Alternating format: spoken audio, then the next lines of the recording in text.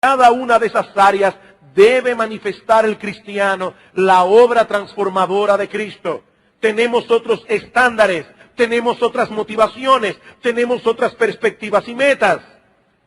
Pero al llegar a esta parte, a esta última sección de la carta, Pablo nos hace ver que no es un asunto sencillo para los cristianos vivir como cristianos.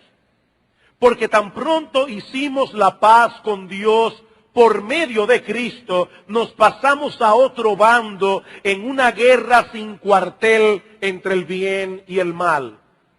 Y cada pulgada de terreno que nosotros avancemos en el camino de la santidad será en medio de grandes conflictos, porque la vida cristiana no es un parque de diversiones, la vida cristiana es un campo de batalla.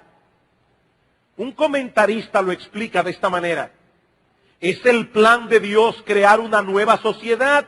Entonces nuestros enemigos harán todo lo que puedan para destruirla. ¿Ha derribado Dios a través de Jesucristo las paredes que dividían a los seres humanos de razas diferentes y culturas distintas?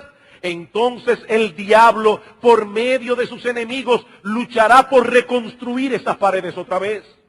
Es la intención de Dios que su pueblo reconciliado y redimido viva junto en armonía y pureza. Entonces los poderes del infierno sembrarán en ellos las semillas de la discordia y el pecado. Eso es lo que Pablo nos está diciendo aquí. Algunas personas dicen, pero ¿y por qué es que hay tantos problemas en las familias? Bueno, ahí tenemos la respuesta. Pablo acaba de hablar precisamente de la vida familiar. Esposos, amad a vuestras esposas. Esposas, someteos a vuestros maridos. Hijos, obedeced a vuestros padres. Padres, criadlos en la disciplina y amonestación del Señor. Y ahora dice, pero fortaleceos en el Señor y en el poder de su fuerza. El que crea que esto es un asunto fácil y sencillo, está viviendo una utopía irrealizable. Estamos inmersos en una guerra. La buena noticia es que Dios nos ha provisto todos los recursos necesarios para luchar y salir victoriosos. Si desconocemos cuáles son esos recursos y cómo podemos hacer uso de ellos, seremos presa fácil de las maquinaciones y seducciones del maligno.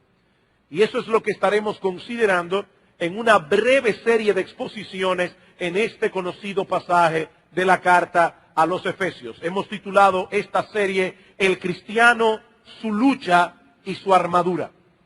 Y precisamente queremos comenzar en esta mañana enfocando la realidad de la lucha. La realidad de la lucha.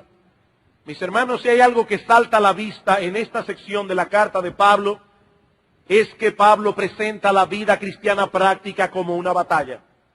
Como una guerra espiritual a la que debemos ir con todo el equipo de combate que se nos ha provisto, tanto ofensivo como defensivo.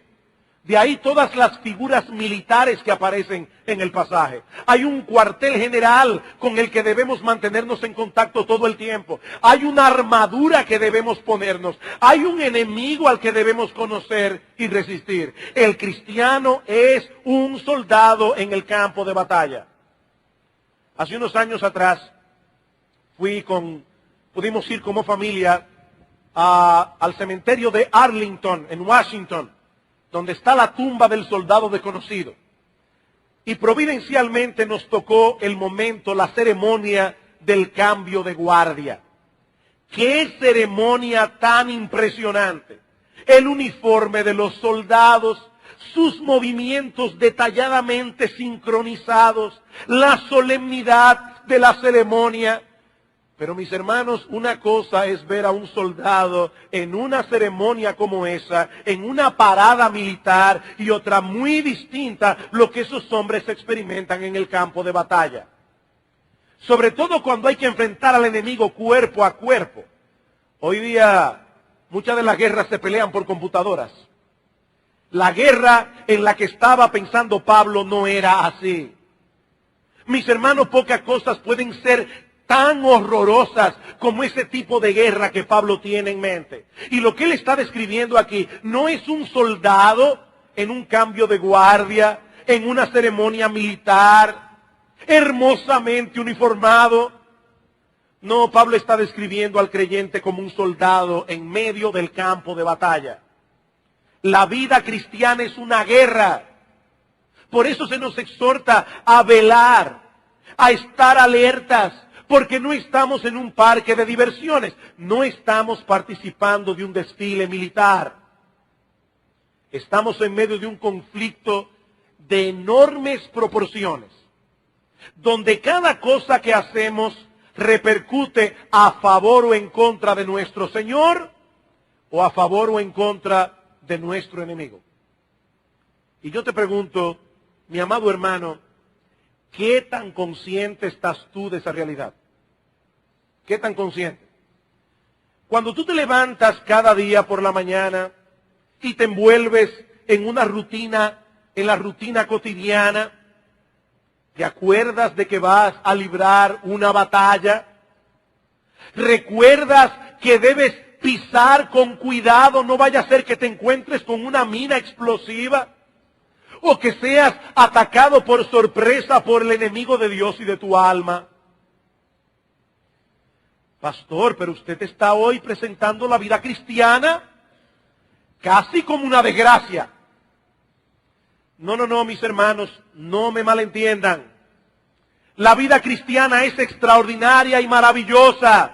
Eso es lo que Pablo ha venido diciendo en los primeros capítulos de la carta. Hemos sido bendecidos con toda bendición espiritual en los lugares celestiales, escogidos por Dios desde antes de la fundación del mundo para ser herederos juntamente con su Hijo Jesucristo.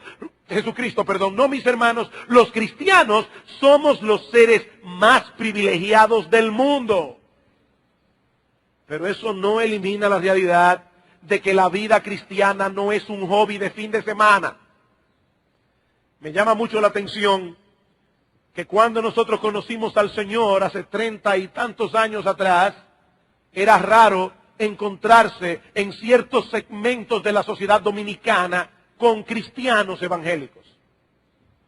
Hoy el panorama ha cambiado drásticamente, es muy diferente. Uno se encuentra con personas que profesan ser cristianas en cualquier sitio. Ahora yo me pregunto, ¿cuántas de esas personas están realmente siguiendo al Señor o están siguiendo una moda? Porque ahora está de moda ser cristiano, increíblemente. En algunos círculos está de moda. Pero mis amados hermanos, el cristianismo que la Biblia describe no es un hobby de fin de semana. Así como no lo es para un soldado en tiempo de guerra. Yo no me imagino a un individuo diciendo, voy a irme este fin de semana para Irak a tirar unos cuantos tiros. No es así. No es así. Es un asunto de vida o muerte. Cada día nos enfrentamos con nuevas dificultades, con nuevos peligros. Y lamentablemente muchos creyentes dan la impresión de no estar apercibidos de esa realidad. De que alrededor de nosotros se está librando un conflicto de repercusiones eternas. Y damos la impresión de que la guerra se acabó. Vivimos como si Dios y el diablo hubiesen firmado un acuerdo de paz o un tratado de no agresión. De hecho, esa es la visión que muchos predicadores están dando hoy de la vida cristiana desde muchos púlpitos. La vida cristiana es todo paz y felicidad. La solución de todos los problemas. ¿Estás enfermo? Cristo te sanará. ¿Estás triste y abatido? Cristo te hará feliz. Si tu hogar no funciona, Cristo lo convertirá en la antesala del paraíso. Tales predicadores presentan a Cristo como algo así como un psiquiatra todopoderoso. Pero Cristo no es un psiquiatra todopoderoso, es un gran salvador. Y la Biblia nos advierte que tan pronto hacemos la paz con Dios por medio de Él, entramos en una guerra que perdurará hasta la segunda venida en gloria de nuestro Señor y todos sus enemigos se han puesto por estrado de sus pies. Hasta entonces tendremos que seguir peleando cada día de nuestras vidas hasta que lleguemos a nuestro descanso final en la presencia de Dios.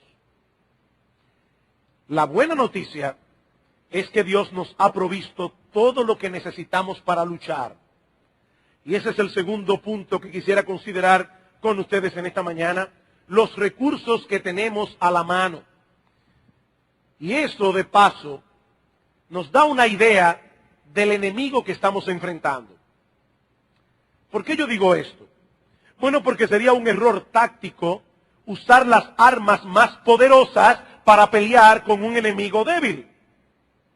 A menos que una persona no esté mal de la cabeza, a nadie se le ocurriría matar un mosquito de un balazo. Con un periódico enrollado es suficiente. Bueno, el poder de las armas que usamos nos dan una idea del poder del enemigo contra el cual estamos luchando. ¿Y cuáles son esas armas? Bueno, en primer lugar, nada más y nada menos que el poder omnipotente de Dios. Versículo 10. Por lo demás, hermanos míos, fortaleceos en el Señor y en el poder de su fuerza. No es con nuestra propia capacidad, no es con nuestros propios recursos que nosotros podemos enfrentar a este enemigo. Dios ha puesto a nuestra disposición su poder omnipotente. Una de las cosas que Pablo pide por los efesios en oración era precisamente que los hermanos estuviesen conscientes de eso. Noten en el capítulo 1, Efesios capítulo 1, Pablo está orando por los efesios y dice en el versículo 17, para que el Dios de nuestro Señor Jesucristo, el Padre de gloria, os dé espíritu de sabiduría y de revelación en el conocimiento de Él, alumbrando los ojos de vuestro entendimiento para que sepáis. Hay varias cosas que Pablo quiere que tú sepas. Primero, ¿cuál es la esperanza a la que Él nos ha llamado? Segundo, ¿cuáles las riquezas de la gloria de su herencia en los santos? Tercero, ¿cuál la supereminente grandeza de su poder para con nosotros los que creemos según la operación del poder de su fuerza, la cual operó en Cristo, resucitándole de los muertos y sentándole a su diestra en los lugares celestiales? Mis hermanos, ¿cuál es el poder que Dios ha puesto a nuestra disposición? El mismo que operó en la tumba de nuestro Señor cuando venció la muerte, quitó la piedra y resucitó con gloria y con poder. Así que no hay razón para vivir una vida cristiana mediocre y derrotada. No, la lucha es fuerte, el enemigo es cruel y poderoso, pero el poder omnipotente de Dios ha sido puesto a nuestra disposición. ¿Qué debemos hacer entonces? Fortalecernos en Él. Fortaleceos en el Señor. Pastor, honestamente, esa fraseología a mí me resulta abstracta. No la puedo agarrar. ¿Cómo es eso de que yo debo fortalecerme en el Señor? Bueno, en primer lugar, eso implica no confiar en absoluto en nosotros mismos. Ustedes han visto esos cristianos que uno le advierte y le dice, fulano, ten cuidado con tal cosa, porque aunque es algo legítimo, te puede llevar a pecar. No, yo sé hasta dónde llego. Tan pronto un creyente piensa, yo sé hasta dónde llego, es indudable que esa persona está confiando en sí misma. No, mi hermano, no confíes en ti mismo. No confíes en ti mismo. Como dice el himno que compuso Martín Lutero, nuestro valor es nada aquí. Con él, refiriéndose a Satanás, todo es perdido. No confíes en ti mismo. No pretendas vivir la vida cristiana en tus propias fuerzas, mi hermano, porque no podrás. No podrás. Y nunca es más débil un cristiano que cuando se cree capaz. Nunca es más vulnerable un cristiano que cuando se cree fuerte. ¿Recuerdan ustedes lo que hizo Pedro cuando Cristo le dijo, Pedro, esta noche, antes de que el gallo cante, me negarás 3 veces? No, Señor. Yo sería incapaz de una traición semejante. Aunque todos te abandonaren, yo nunca te abandonaré. En otras palabras, yo no sé los demás discípulos. Me da la impresión de que algunos de ellos pudieran traicionarte, Señor. Pero mi amor por ti es tan fuerte que yo no sería capaz. Unas horas más tarde, juraría con maldición que él no conocía al Señor. Que él no conocía al Señor. Hermanos, si vamos a pelear bien esta batalla, tenemos que entender esto. En nuestras propias fuerzas no tenemos la más mínima posibilidad de salir victoriosos. Separados de mí, dice el Señor, nada podéis hacer. Es por eso que Pablo hace una declaración tan paradójica en 2 Corintios capítulo 12, diciendo, yo me glorío en mi debilidad, porque cuando soy débil, entonces soy fuerte. Cuando soy débil, cuando tengo esta conciencia de debilidad, es que yo vengo a ampararme bajo el poder de Cristo y entonces soy fuerte. La conciencia de nuestra propia fragilidad. Mis hermanos, el enemigo que estamos enfrentando es demasiado poderoso, es demasiado astuto. No debemos confiar en nosotros mismos. Pero en segundo lugar, si queremos fortalecernos en el Señor, lo segundo que debemos hacer es orar continuamente. Orar a Él continuamente. Decía un autor, la oración de un cristiano no es un intento de forzar la mano de Dios, sino un reconocimiento humilde de impotencia y dependencia. Cada vez que un cristiano ora, está reconociendo delante del Señor que no puede con ese asunto, pero que él confía plenamente en el hecho de que Dios sí puede. Señor, yo no confío en mí, pero confío plenamente en ti. Esa es la esencia de la oración cristiana, un reconocimiento humilde de impotencia y dependencia. Por eso dice Jerry Bridges que depender de Dios continuamente es orar continuamente. Depender de Dios continuamente es orar continuamente. Pablo dice en 1 Tesalónicas 5:17 que debemos orar sin cesar. Algunas personas dicen, mire pastor, yo no tengo mucha capacidad de concentración como para orar largas horas como algunas personas. Y si leen una biografía como la de Martín Lutero, que decía que si él no oraba cada mañana por lo menos 3 horas, el día de él estaba perdido, uno dice, bueno, yo ni me acerco a ese estándar. Bueno, te voy a dar otro dato de otro siervo de Dios. Un predicador del pasado decía, yo no puedo muchas veces orar más de 10 minutos de corrido. Ahora trato de nunca pasar más de 10 minutos sin orar. Orad sin cesar.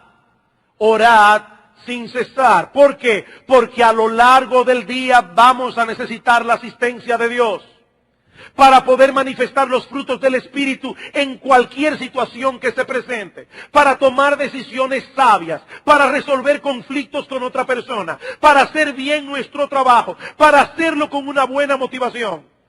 Señor, voy a ver a un cliente, dame sabiduría, dame gracia para yo poder hacer este negocio para tu gloria.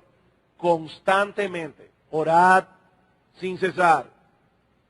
Porque todo eso es imposible sin la ayuda de Dios. Estamos en guerra y la oración es el walkie-talkie que nos comunica con el cuartel general. Yo recuerdo cuando se pusieron de moda los walkie-talkie, que nuestro padre nos consiguió uno y nosotros usábamos el walkie-talkie para jugar. No sé cómo descubrimos que el walkie-talkie desde cierta distancia dañaba las señales de la televisión y nos íbamos por el barrio, nos poníamos en las ventanas a dañar la señal de televisión a la gente. Sobre todo a una tía de nosotros. Pero mis amados hermanos, Ese walkie-talkie que Dios nos ha dado no es para jugar. Tampoco es un intercom como el que algunos tienen en las casas, muy cómodo, que tú puedes desde la habitación decir, por favor en la cocina que me traigan un vaso de agua. Eso no es la oración. La oración es un walkie-talkie para tiempos de guerra, para comunicarnos con el cuartel general y pedir para el momento oportuno consejos tácticos o cobertura aérea. Para eso Dios nos dio la oración. Es un recurso que vamos a necesitar cuando seamos enviados al campo de batalla. Y allí podemos pedir auxilio por medio del transmisor. Mi amado hermano, si quieres seguir avanzando en tu vida cristiana, entiende que no podrás ganar una sola pulgada de terreno a menos que a través de la oración te fortalezcas en el Señor y en el poder de su fuerza. Señor, estoy viendo los movimientos de mi corazón. Esto que mi hijo o mi hija ha hecho me está enfurfurando por dentro. Yo sé que estoy a punto de explotar como un montante, pero Señor, yo te ruego que en medio de esta situación me concedas la gracia del fruto del Espíritu, de manera que yo pueda reaccionar con mansedumbre, con paciencia, con tolerancia. Pero hay otro recurso que Dios ha puesto a nuestra disposición.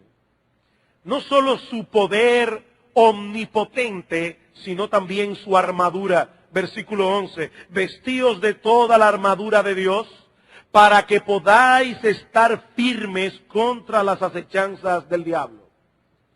Y noten que hay una orden en este texto. Pablo nos exhorta primero a fortalecernos en el Señor, pero luego nos manda vestirnos de toda la armadura de Dios, porque ambas cosas son necesarias.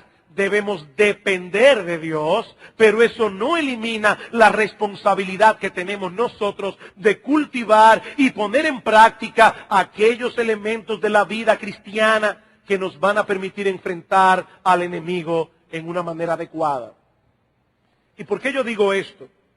Porque algunas personas creen erróneamente que la confianza en Dios elimina toda responsabilidad de parte nuestra.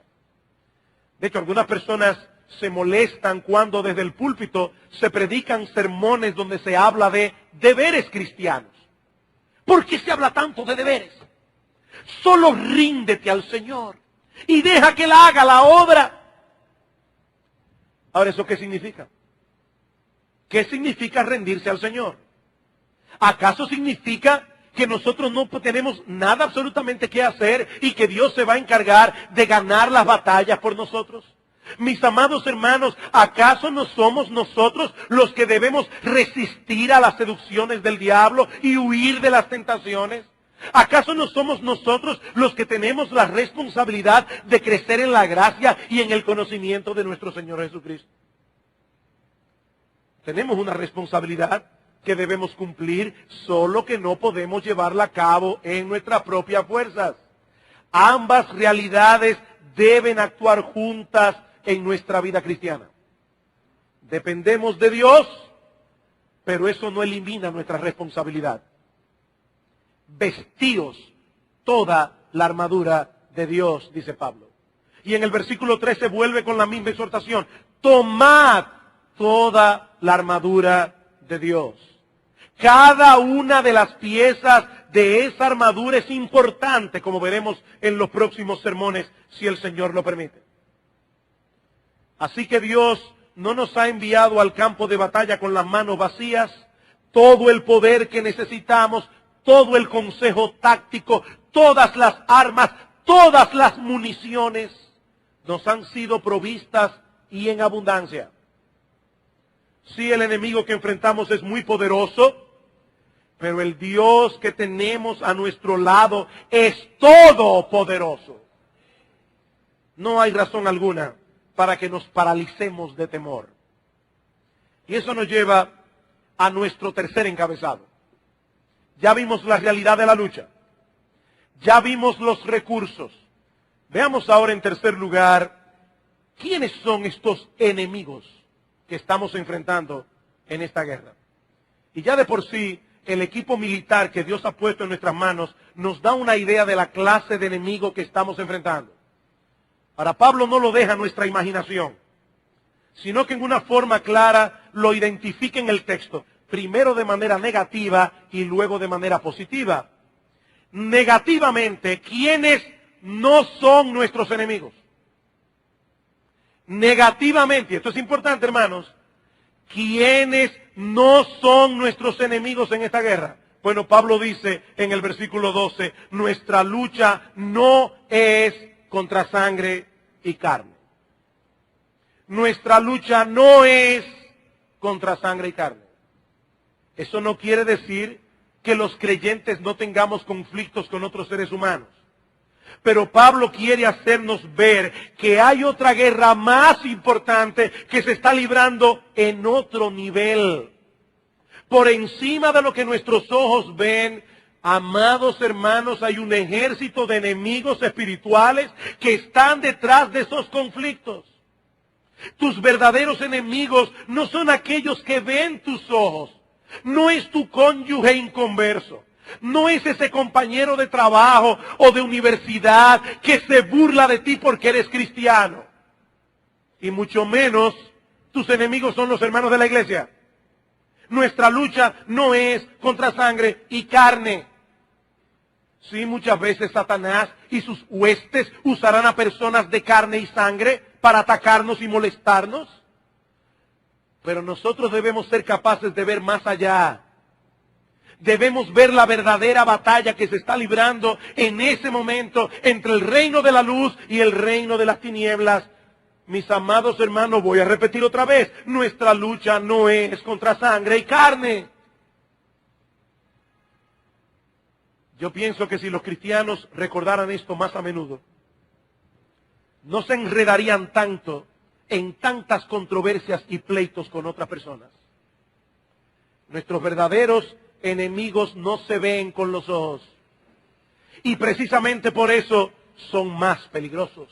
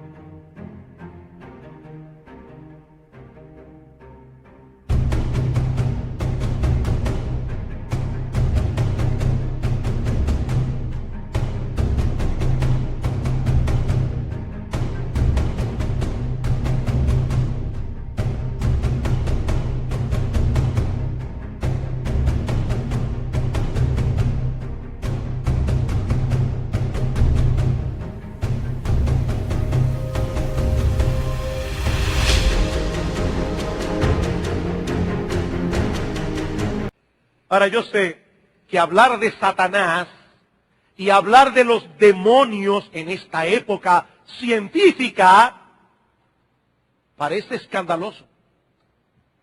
Ya me imagino yo algunas personas aquí pensando, ¿y estos individuos realmente creen que existe Satanás?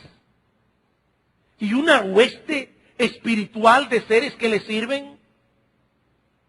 Sí, yo lo creo. Ahora, si esa es tu forma de pensar, yo quiero hacerte a ti una pregunta. ¿Y tú cómo sabes que no existen? ¿Cómo tú sabes que esos seres no existen?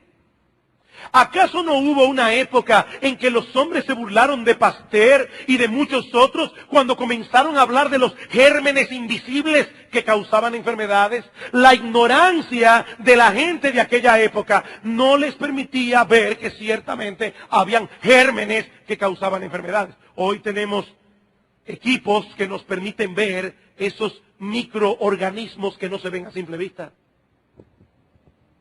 Es por ignorancia que las personas en el día de hoy niegan la existencia del diablo. Es por ignorancia que niegan la existencia de los demonios. Y así como en la época de Pasteur, los médicos no tenían cuidado con los utensilios que usaban para hacer operaciones y muchas veces mataban a los pacientes por infección, pues esa misma ignorancia en el día de hoy tiene a muchas personas esclavizadas al diablo.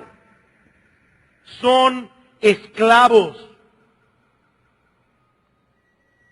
Lamentablemente, el día llega.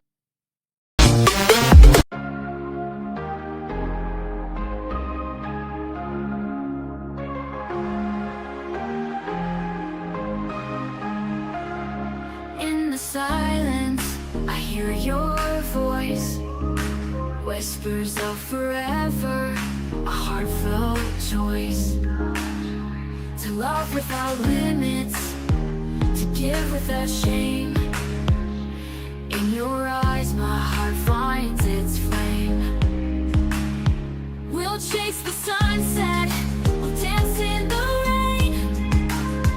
Our love will shine brighter with every heartbeat's pain. We'll rise above the noise, our love will be the light. In the darkest of nights, we'll find our way to the light. Lost in the moment, our love will ignite. Forever and always, we'll shine with all our might. In your loving arms, I find my peace of mind. With you my heart beats in perfect time. Your touch is my solace, my guiding star. With every kiss, my heart beats near and far. In your loving eyes, I see my future bright. With you, my love